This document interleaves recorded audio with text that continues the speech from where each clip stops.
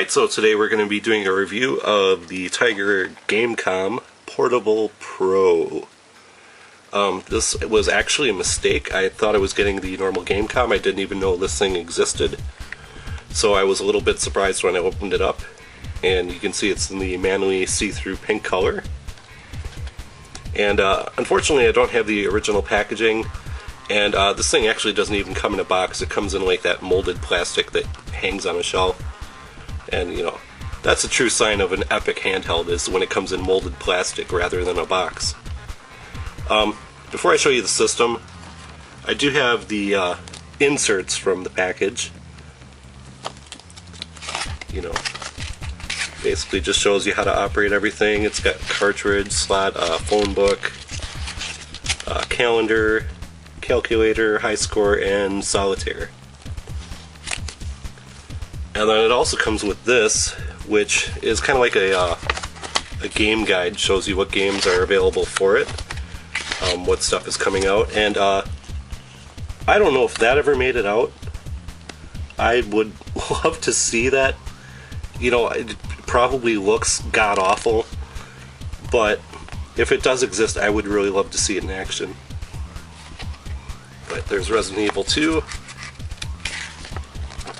Sonic Jam, Duke Nukem, and a bunch of other games. Oh yeah, Mortal Kombat Trilogy. And here's a closer look at the system. We will start at the top. Here is the stylus slot. Unfortunately, mine does not come with the stylus. That's for wall power, DC 9 volts in. Here's a communications port for hooking up to the interwebs.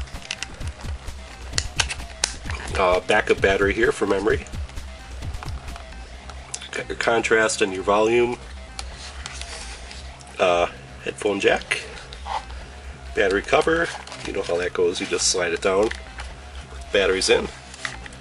And cartridge slot. And you know, this smaller one only has the one cartridge slot. The normal Gamecom has two cartridge slots, and it actually has the stylus underneath the screen. One speaker. D-pad, it's very stiff. I'm not a big fan of it. And 4 buttons, and they're kind of in a square pattern, which is a little weird. Used to diamond shape, or you know, having them all in a line. Pause button, menu, and power. Okay, and when this came out, it was actually a pretty revolutionary system. You know, it had the internet connectivity, actually had 2 cartridge slots and touchscreen, so you know, it is very ahead of its time. But there's one factor that really drags it down, and that's the screen. So I'm going to turn it on. I'm going to turn the contrast up all the way. And I hope the camera does this justice, just how awful the screen is.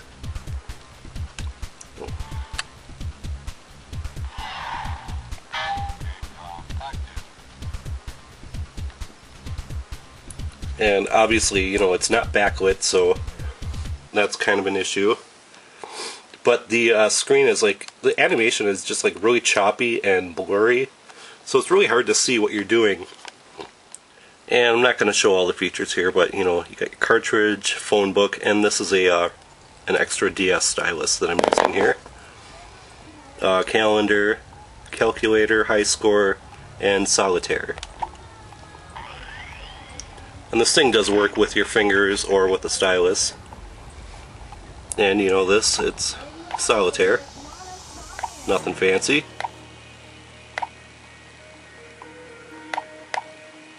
You know, that works. When I exit out, just hit menu. And I can barely see that, but it says, do you want to exit? A would be enter. So there's that. Now we're gonna put in a cartridge. Okay, and I've got Sega Fighters Megamix here. It's Virtua Fighter versus Fighting Vipers, basically. This game is available on other systems. But, you know, it's a normal box.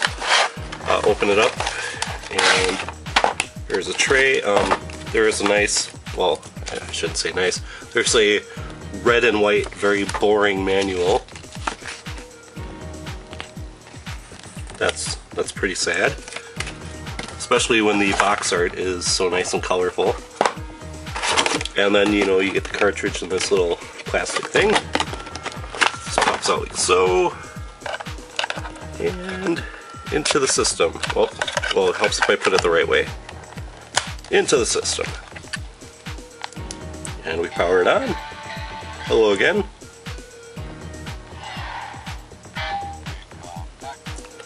Okay, so I'm really struggling here to get a good shot of the screen to show you some gameplay footage. We're going to do our best. Hello there.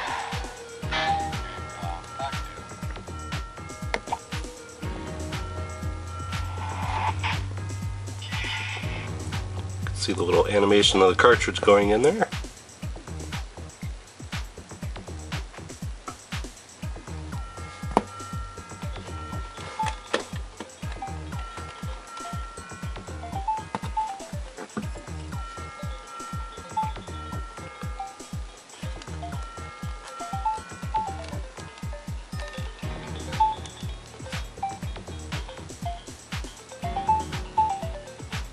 You can see how awesomely smooth that is and how clearly you can see everything. Of course, I'm being sarcastic.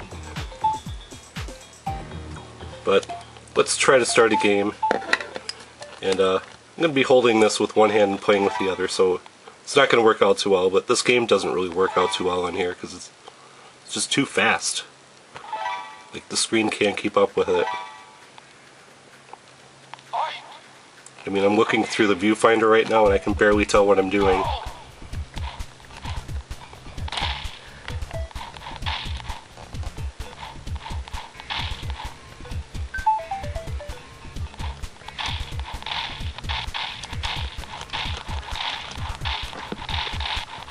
And I basically made my way through this game by getting the enemy into one side of the screen and just mashing on the punch button.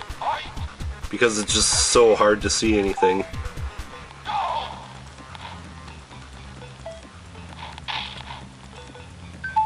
I'll just stand here and punch him whenever he comes near me.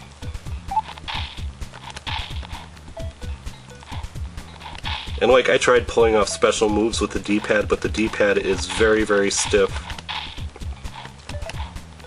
Like, it didn't seem to register any kind of diagonals or anything. Yeah, I won.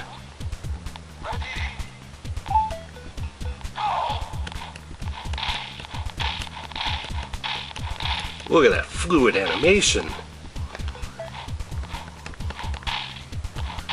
Just mashing on the punch button. I hope you guys can see this, because I can barely see it. Uh-oh. Yeah, but I think you guys get the idea. Okay, so that's the Tiger Gamecom Pocket Pro. Could have been a great system, very innovative for when it came out, but the screen just absolutely kills it. I wonder if, you know, had they had put a decent screen on here, if, you know, things would be totally different nowadays with the handheld gaming market. Who knows? But, yeah. Anyways, hope you guys like this review. Thanks for watching, and I will see you next time.